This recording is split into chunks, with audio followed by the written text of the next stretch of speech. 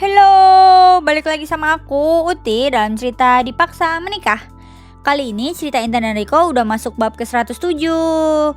Mau tolong lanjutin ceritanya nggak? Yuk kita dengerin bareng-bareng.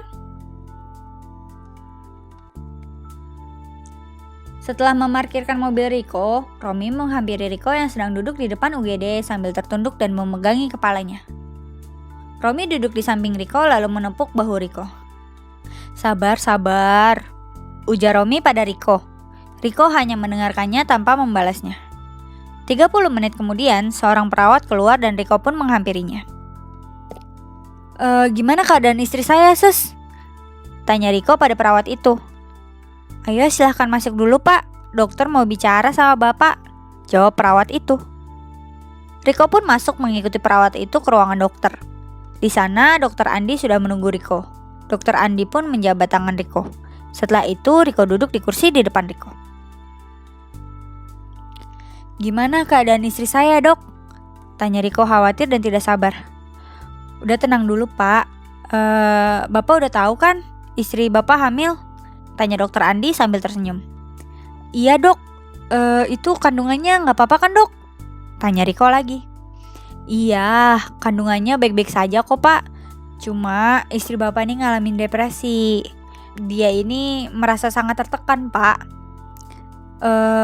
Karena selain usianya masih muda banget, hormon kehamilan juga mempengaruhi emosinya nih, Pak.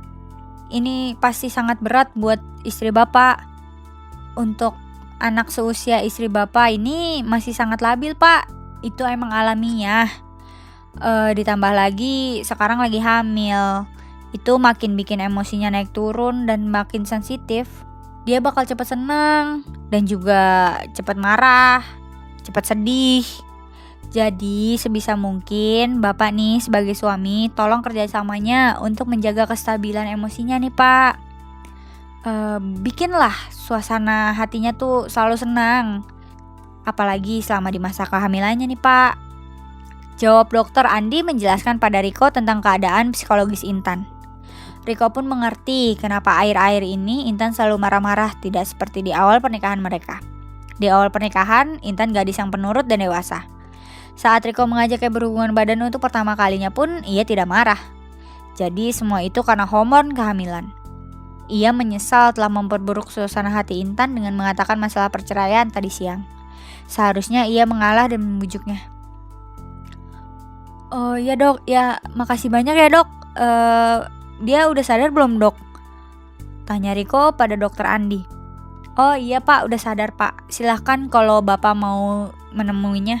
Itu bakal bikin suasana hatinya jadi lebih baik, Pak. Mari, Pak, saya antar karena istri Anda udah dipindahkan ke ruang perawatan, Pak. Jawab Dokter Andi lalu berdiri hendak mengantar Riko ke ruangan di mana Intan berada. Setelah sampai di ruangan Intan, Dokter Andi memeriksa Intan sekali lagi, lalu pergi bersama perawat yang menjaga Intan sejak tadi. Di dalam ruangan itu tinggallah Riko dan Intan. Riko menghampiri Intan dan duduk di kursi samping ranjang Intan. Intan melirik dengan cemberut. Gimana keadaanmu sekarang? Tanya Riko pada Intan. Intan tidak menjawabnya. Aku perlu ngontak orang tua kamu nggak? Tanya Riko dengan hati-hati dan canggung. Enggak perlu. Aku nggak mau mereka khawatir. Udah, aku nggak apa-apa. Jawab Intan datar. Ya udah, kamu istirahat aja ya. Aku bakal jagain kamu di sini. Balas Riko lalu mengecup kening Intan. Intan pun memejamkan matanya dan berbaring miring membelakangi Riko.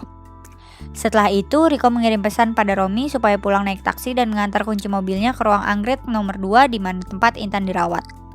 Sebelum Romi masuk ke dalam ruangan Intan, Riko sudah menunggu Romi di depan pintu kamar. Gimana keadaannya?